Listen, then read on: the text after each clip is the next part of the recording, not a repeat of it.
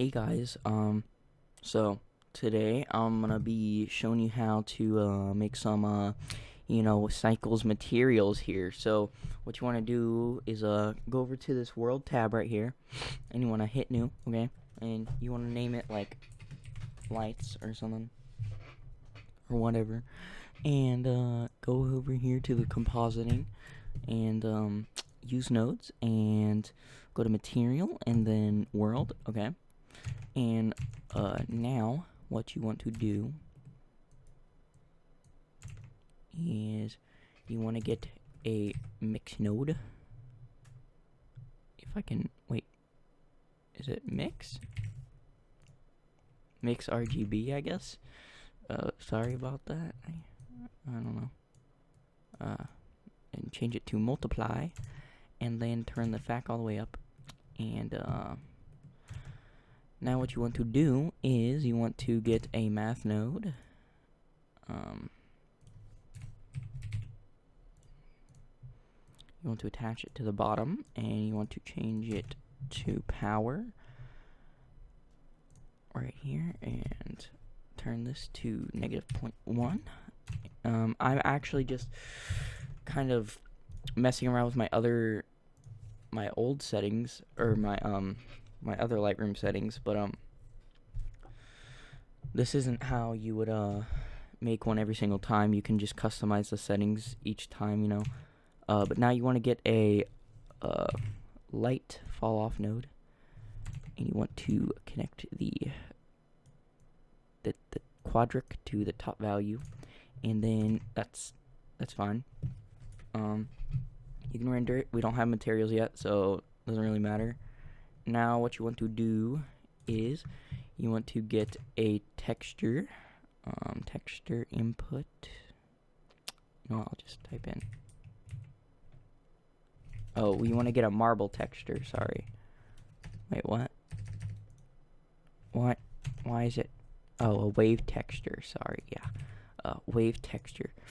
Now what you want to do is you want to connect it to that, and you want to get a bright contrast node and a gamma node, and now you want to get a texture coordinate and a mapping node, and that's all you're gonna need. So once you do that, you're going to mess around with the wave texture settings, but I guess first we have to make the actual materials so we can see if the Lightroom looks good or not. So now we have the Lightroom just set up, but it's not completely done yet. So now we're going to go back to the Objects tab and add a new material to the to your layer of text that you want to do it on, I guess. And you're going to go here and change this to mix shader, and put the top one to glossy, and also the bottom. Unless you're doing brass materials, I suggest you do the bottom one diffuse and then the top one glossy. Now put the roughness to, I'd say, 0.04, like that. And depending on what style you want, I suggest you do either Ashikemen Shirley or whatever, or Sharp, but I do this one. So now you're gonna take a layer weight node. Let me just move that. Layer weight. You can do layer weight or friend cell. It doesn't really matter, but what friend cell does is it kind of darkens it a bit, I guess, and makes it more diffuse looking. And then layer weight just kind of like, I'm not sure how to explain it, to be honest, but yeah. So now I guess what you want to do is add an image texture. Image texture right there. And then you want want to drag it over to the side, and then you want to get a color ramp, I guess, and then add it right there and put it into the displacement, and then connect the image texture to the color ramp, and then connect this image texture also to these. Now get a mapping node and put it there, and then also get a texture coordinate, put it right there. Let me just make sure I'm recording. Okay, yeah. Connect them all, of course, and now you're gonna you're gonna open and then go to your textures wherever they are, and you can find a random texture off Google or whatever, but I have a whole folder with textures, so I'm just gonna go through here and find a random one. But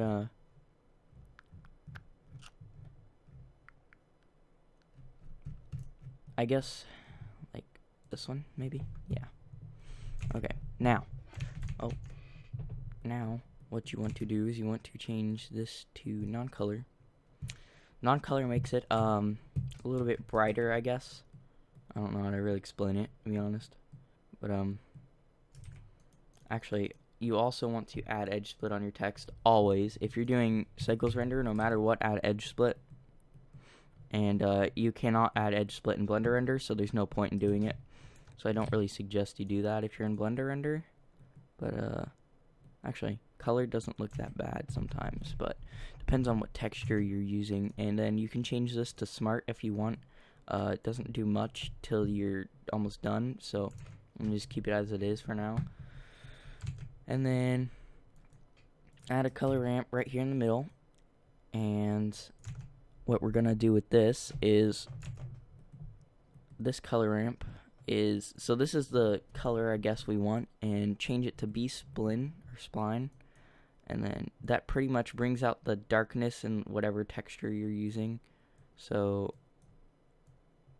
I suggest you turn the white color a little darker maybe, and then turn that down so there's some like tear on the texture, I guess. And now what you want to do is add a math node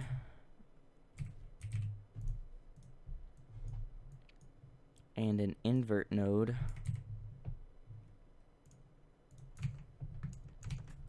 You don't have to do some of these things, but what this does is it's going to pretty much do the scale of like the little, see these little dots right there? It's like the scale of those, I guess. See how they're gone now? If I put it all the way up and then 0.5, they're there.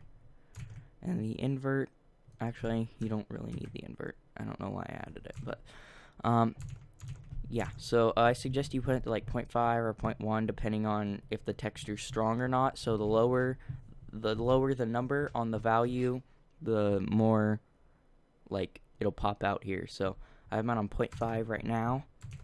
Now what you want to do is change this to the color you want it, of course. But I'm doing gray right now, so I'm not doing that yet. And then move them close, I guess, to the middle.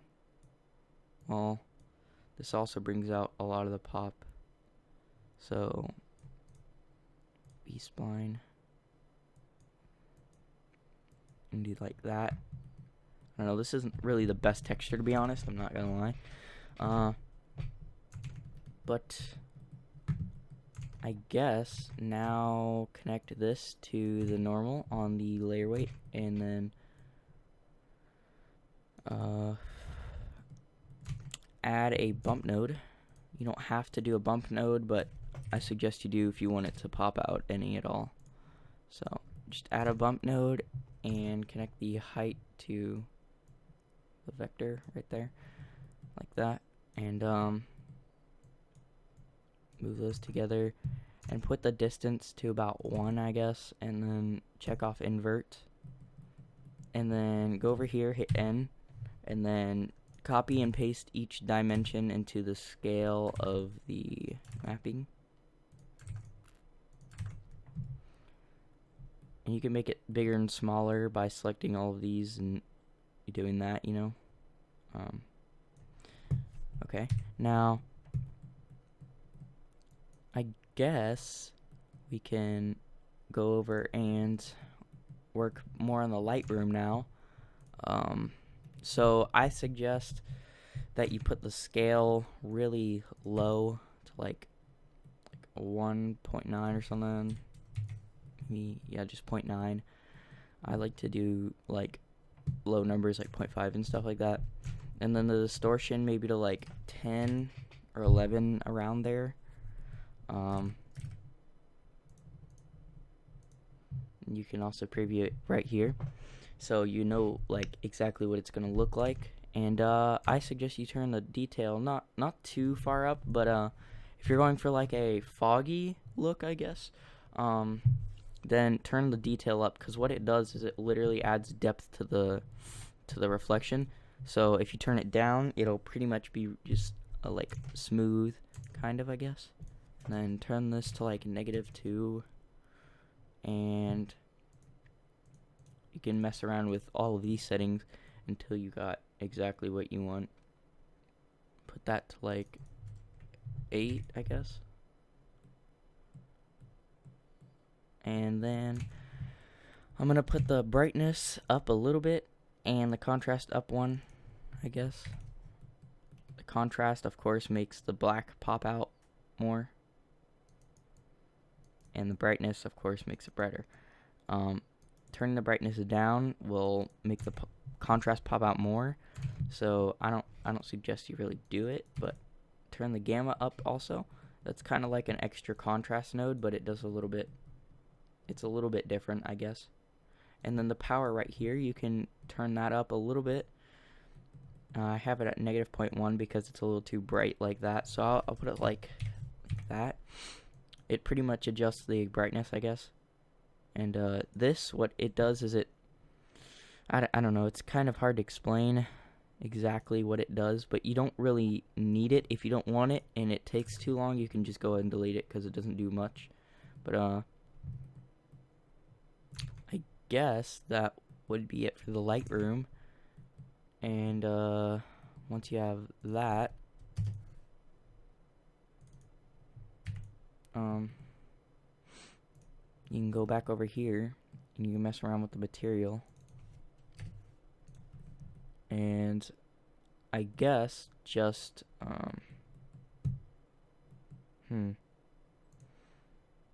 if you turn this to multiply, by the way, it'll be glossier. But what this does here is it kind of just, like, as you can see, it's really glossy now, and the texture is kind of behind the glossiness. And if you put it to add, it puts the texture in front of the glossiness, and the higher you put it, the more the glossiness pops out, I guess. Oh god, that kind of looks weird, but that's alright. And now I could put this to like 5 or something. That's a little bit better. Now this also controls the contrast popping out in the text, as you can see right there. And maybe put this to that as well. And now I'll show you what I mean by sharp. Kind of just makes it darker, I guess. And then the other one just kind of makes it more brass style, I guess. Maybe. And then non-color kind of makes it brighter. But you want to change this to box, by the way. Forgot to do that. Now that we're done with this first material, we can go to here and we can just copy or get the same material, name it like gray, and then add a new one, and then rename it to whatever color you're doing, I guess. And now I have 2. In this one, I'm going to edit it so that it'll be blue, of course. And the way you do that is, let me add this first. Always turn that to 25, by the way. What you want to do here is you just want to make the color ramp the color you want the text, So if I want it blue, I make it blue, and then put this to like 0.25 maybe, 0.2, something like that. Maybe put these to sharp on the second layer, and then you can mess around with this as well. Put that 0.75, and then add a new texture. You can add any texture you want, of course. I'm gonna do like a complex texture, I guess. So, like a design pattern. Maybe this. Oh God. Alright, so I need to turn the black down on that. Turn the blue up. Turn this to like 0.9. What it does is it kind of brings out the depth when you turn it down of the texture. So 0.9, maybe 0.95. Yeah, that's fine, I guess. Maybe turn up the white a bit. Now, you don't have to have a, I don't suggest you put a bump node on this material, but you can change this layer weight right here to a, let me see, shader. You can change it to,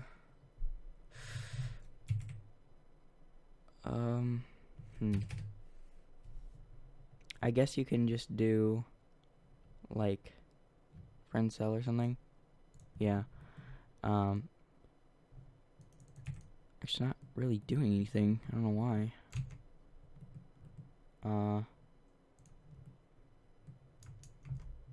Alright, well, whatever. Usually it actually does do something, but I don't know why it's not. You can get rid of the bump node. You don't really need it on the second texture. On the Lightroom, I'm going to turn up the brightness to 0.3. And that should be good. And when you turn up the brightness, it turns down the contrast, so it all flows together, I guess. And now with this, you also want to make this like the actual color of blue you want, so make it bright blue. And then I'm pretty sure that should be it. Maybe make that more depthier if you want to, but yeah, I guess that's it for this tutorial. So there you go. That's how you make cycles, Lightroom, and materials. That's it's not even close to my private stuff, but this is just a basic stuff. You don't have to have a bump node. That's just for like grunge textures, I guess. This isn't really a grunge texture. That's like, I don't even know. I don't even think I've used that texture before, but yeah. Thank you for watching. Goodbye.